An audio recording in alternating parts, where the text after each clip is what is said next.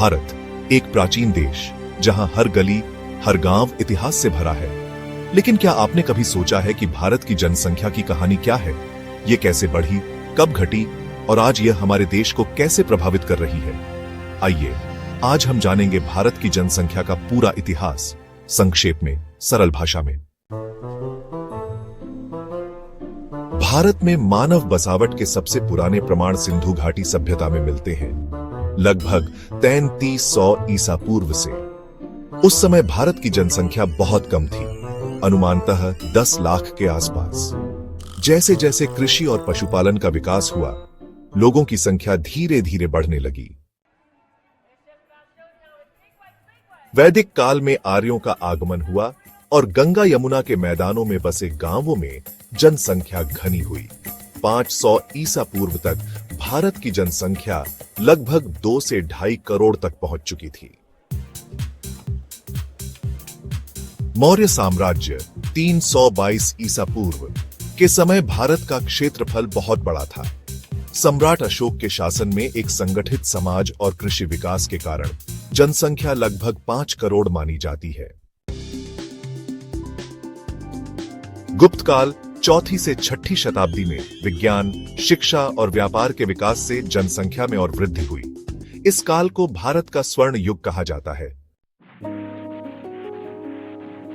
मध्यकाल में युद्ध, आक्रमण और महामारियों ने कई बार जनसंख्या को प्रभावित किया, लेकिन मुगल साम्राज्य के दौरान शांति और समृद्धि के दौर में भारत की जनसंख्या फिर से बढ़ने लगी। 1700 तक भारत की जनसंख्या लगभग 10 करोड़ से ऊपर थी और उस समय यह पूरी दुनिया की लगभग 25% जनसंख्या थी। अंग्रेजों के आने के बाद 1871 में पहली बार भारत में औपचारिक जनगणना की गई। तब भारत की आबादी थी करीब 23.8 करोड़। हालांकि ब्रिटिश शासन के दौरान प्लेग, अकाल और गरीबी ने जनसंख्या वृद्धि को धीमा कर दिया।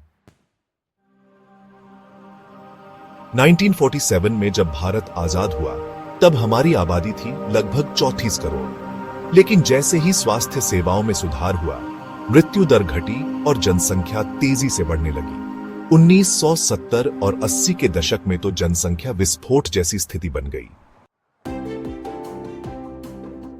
2023 में भारत ने चीन को पीछे छोड़कर दुनिया की सबसे ज्यादा आबादी वाला देश बन गया। 144 करोड़ से भी ज्यादा लोग। भारत की 65% आबादी युवाओं की है, जिसे हम डेमोग्राफिक डिविडेंड कहते हैं। लेकिन इतनी बड़ी आबादी के लिए शिक्षा, रोजगार और स्वास्थ्य जैसी मूलभूत सुविधाएं देना एक बहुत बड़ी चुनौती है। भारत के लिए जनसंख्या एक अवसर भी है और एक चेतावनी भी। हमें चाहिए कि हम जनसंख्या को संसाधन माने, न कि बोझ। इसके लिए जरूरी है शिक्षा का विस्तार, महिलाओं को सशक्त बनाना, परिवार नियोजन को बढ़ावा देना और जागरूकता फैलाना। भारत की जनसंख्या की कहानी सिर्फ नंबरों की नहीं, बल्कि एक सभ्यता की यात्रा है। अगर आपको यह वीडियो पसंद आया हो तो लाइक करें, शेयर करें और सब्सक्राइब करना न भूलें। और कमेंट में हमें बताएं, क्या भारत को जनसंख्या पर नियंत्रण की जरूरत है?